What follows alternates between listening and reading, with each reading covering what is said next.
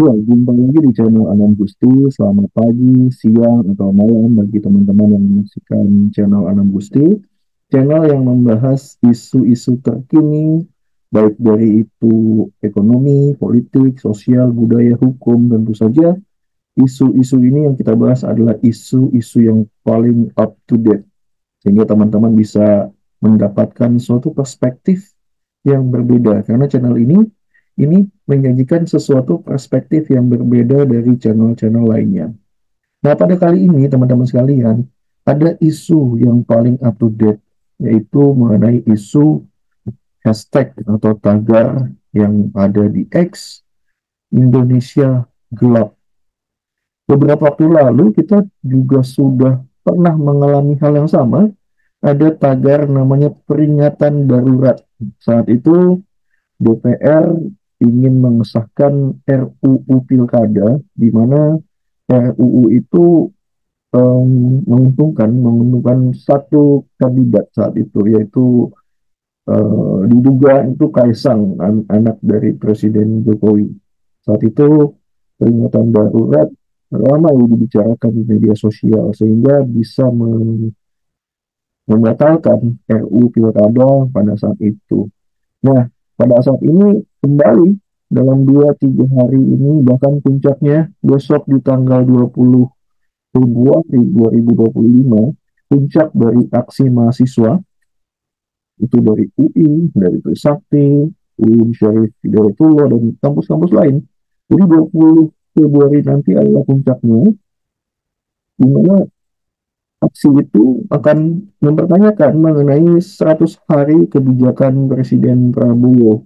Salah satunya tentu saja yang sudah kita bahas adalah efisiensi anggaran yang dirasa itu tidak memihak terhadap rakyat. Kemudian juga ada revisi Undang-Undang Minerba, ya mineral dan batu bara yang juga cenderung untuk merugikan rakyat. Bahkan salah satu pasalnya itu mengatakan mengatur bahwa kampus itu berhak atau boleh untuk ikut dalam mengelola tambang seperti itu. Jadi banyak sekali kasus, banyak sekali kebijakan yang dirasa oleh teman-teman mahasiswa ini merugikan rakyat sehingga muncullah gerakan Indonesia Gelap dan puncaknya pada tanggal 20 Februari 2025 yang saat ini akan terjadi. Nah, sebetulnya teman-teman semua, gerakan mahasiswa ini sudah panjang sejarahnya ya. Jadi mahasiswa ini sebagai agent of change atau agen perubahan ini, kalau dalam sistem ketatanegaraan ini kan kita punya tiga pilar ya. Dalam Montesquieu bilang ada kekuasaan eksekutif, ada kekuasaan legislatif, dan juga ada kekuasaan yudikatif.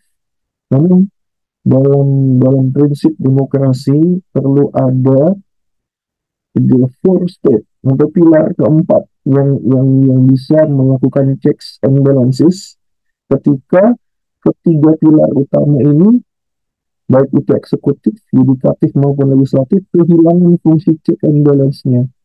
Jadi pilar keempat inilah yang menjaga demokrasi ini tetap terjaga utuh gitu. Nah, pilar keempat ini tentu saja salah satunya adalah mahasiswa. Bisa saja pers atau wartawan dan lain sebagainya. Jadi mahasiswa ini sebagai pilar keempat demokrasi yang menjaga agar demokrasi di Indonesia ini tetap utuh dan tidak menyengsarakan rakyat.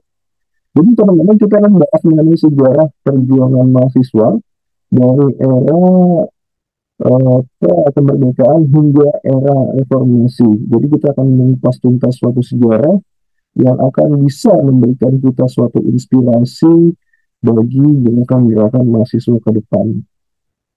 Jadi kita akan mulai satu persatu gerakan mahasiswa yang dimulai dari eranya sebelum kemerdekaan gitu ya.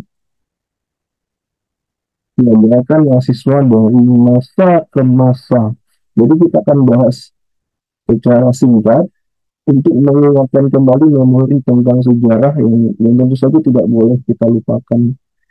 Jadi Mahasiswa sudah melakukan gerakan atau aksi, tidak saja mahasiswa pada saat itu, yaitu pelajar, orang-orang yang terdidik pada era sebelum kemerdekaannya, itu mulai pada tahun 1908.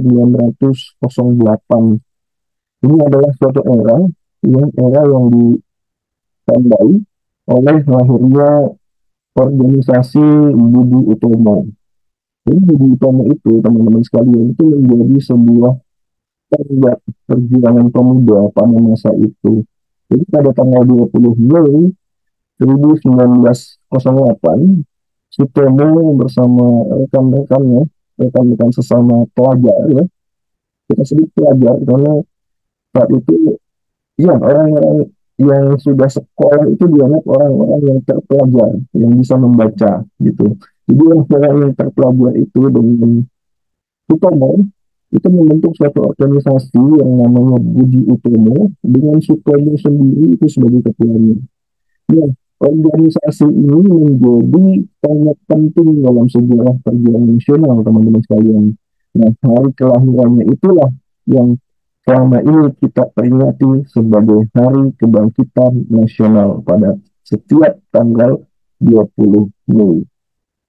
Nah, yang kedua, peristiwa Sumpah Pemuda yang tentu saja teman-teman ini sudah mengetahui. Jadi fase kedua setelah Budi Utomo, gerakan pelajar, gerakan mahasiswa dan gerakan kaum kaum terpelajar pada saat itu ada namanya gerakan Sumpah Pemuda itu pada tahun 1928.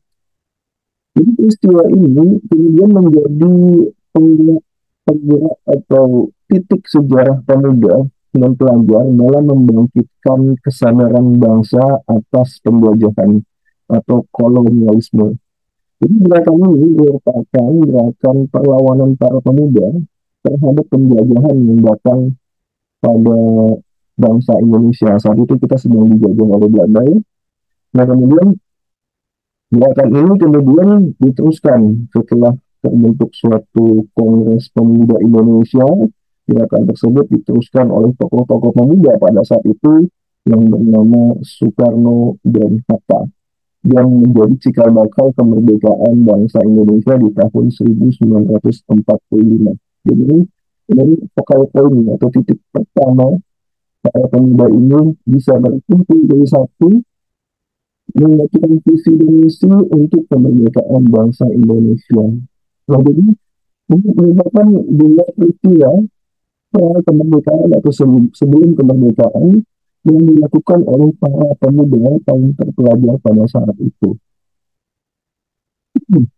Nah, kita ini kepada era pasca kemerdekaan. Tapi pada saat ini adalah eranya Orde Lama. Nah, gerakan Orde Lama ini, gerakan mahasiswa yang paling ingat itu adalah peristiwa tahun 1966.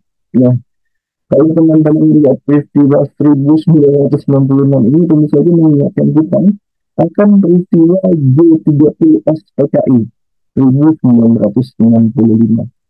Jadi ini pada saat itu ya, itu gerakan militer, gerakan tentara itu benar-benar akan dikudeta oleh Partai Komunis Indonesia pada saat itu. Jadi teman-teman mungkin saya menyaksikan filmnya kita setiap tanggal 20 September di mana 7 jenderal kita itu dibunuh dan dibuang ke lubang buaya. Jadi atas dasar inilah mahasiswa atau pemuda-pemuda ini melakukan protes terhadap Presiden Soekarno pada saat itu yang diduga memang dalam dari PKI ini. Sehingga terjadi semacam gerakan atau demo untuk membubarkan PKI. Nah, gerakan ini, gerakan mahasiswa ini pada saat itu dimanfaatkan oleh militer ya, yang dipimpin oleh Soeharto untuk menggulingkan Soekarno. Dan kemudian Soeharto berkuasa dan mengubah Orde Lama menjadi Orde Baru di bawah kepemimpinannya yang selama 32 tahun itu. Nah, kemudian Ada juga peristiwa, ya, peristiwa pasca kemerdekaan di masa Orde Baru, di masa Presiden Soeharto. Jadi sebelum kita mengingat peristiwa 98, ada namanya peristiwa Malawi. Malapetaka 15 Januari tahun 1974. Jadi sempat menjadi suatu peristiwa yang dahsyat, ya, yang di apa namanya, yang diinisiasi oleh pemuda-pemuda mahasiswa. Jadi latar belakang peristiwa Malawi ini, malapetaka 15 Januari ini adalah demo dari mahasiswa yang terjadi pada tanggal 15 hingga 16 Januari 1974 di Jakarta. Jadi pemicunya adalah, teman-teman, pada saat itu ada kunjungan Perdana Menteri Jepang yang bernama Hatori Tanaka. Nah, kedatangan Perdana Menteri Jepang ini yang dijadikan momentum mahasiswa untuk melakukan demonstrasi besar-besaran. Karena selain itu, mahasiswa juga merasa kecewa karena reaksi atas demo ini adalah sangat banyaknya isu, harga-harga barang yang tinggi, kemudian banyaknya investasi asing yang datang ke Indonesia, sedangkan investasi lokal itu tidak diberdayakan. Sehingga karena ketidakadilan ini, karena harga barang yang tinggi, itu mahasiswa melakukan protes untuk menuntut suatu perubahan dan keadilan sosial di tengah kondisi ekonomi yang pada saat itu sedang sulit-sulitnya. Jadi ini peristiwa yang diinisiasi oleh mahasiswa yang cukup besar di tahun 1974. Nah, lalu peristiwa, masih di peristiwa Orde Baru sebetulnya, cuma kita kategorikan sebagai peristiwa di era reformasi. Dan tentu saja teman-teman masih ingat ini merupakan suatu puncak puncaknya aksi besar-besaran mahasiswa pada bulan Mei tahun 1998. Dan sebelum itu memang pemicunya sama seperti peristiwa Malaysia juga. Jadi ini karena krisis moneter yang menimpa bangsa Indonesia pada saat itu, ya, inflasi tinggi, nilai mata uang rupiah terhadap dolar itu jatuh, harga barang-barang tinggi, dan lain sebagainya. Sehingga membuat mahasiswa ini melakukan demonstrasi yang puncaknya yang jelas, ya, pada bulan Mei 1998. Ini suatu sejarah di mana aksi mahasiswa ini mampu menggulingkan Presiden Soeharto yang telah berkuasa selama 32 tahun. Jadi aksi ini merupakan juga termasuk pelanggaran HAM berat, ya, karena aparat ini melakukan keamanan ini secara brutal dalam membubarkan aksi-aksi mahasiswa di depan kampus Trisakti pada saat itu. Jadi pada tanggal 12 Mei tahun 1998, empat mahasiswa Trisakti yang bernama Ayu Mulia Lesmana, Heri Hertanto, Hakim Ryan, dan Hendri Wawangsiyo ini tewas dibunuh aparat keamanan.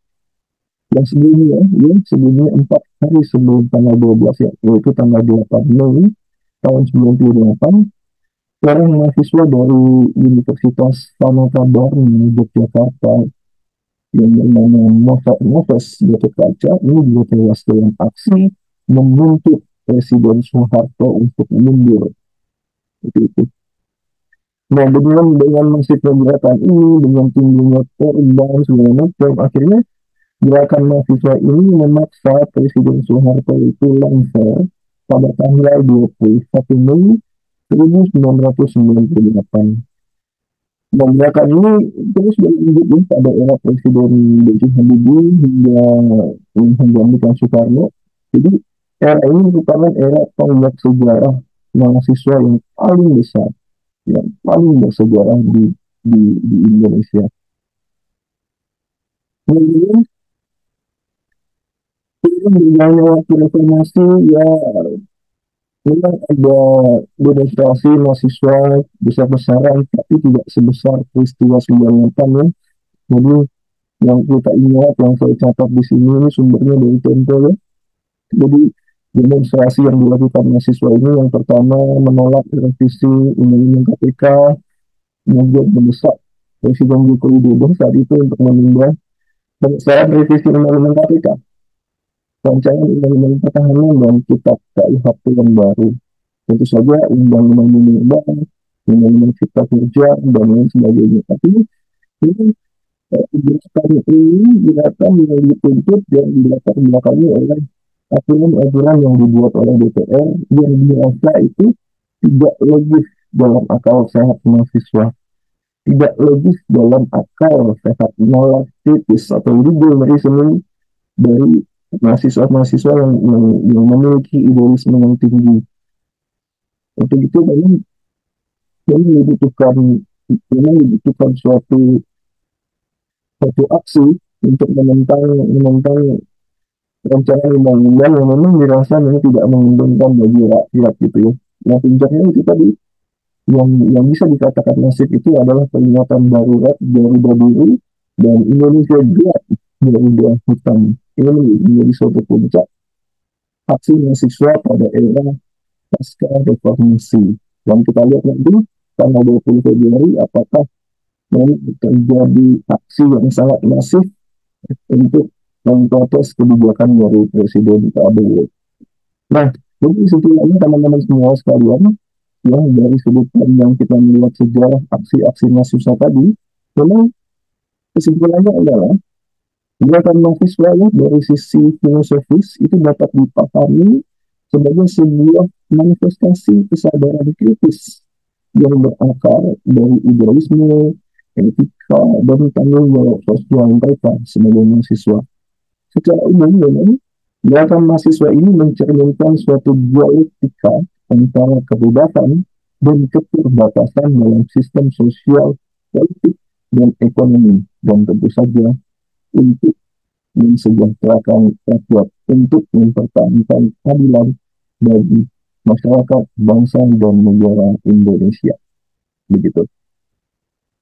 Ya, jadi itu video kita kali ini membahas mengenai aksi-aksi sejarah mahasiswa dari era pra kemerdekaan, pasca kemerdekaan, era reformasi hingga sekarang. Jadi aksi-aksi itu memang sangat menjadi momentum buat inspirasi mahasiswa-mahasiswa melakukan gerakan-gerakan yang tentu saja gerakan kritis menyeimbangkan antara kebijakan yang dilakukan oleh pemerintah.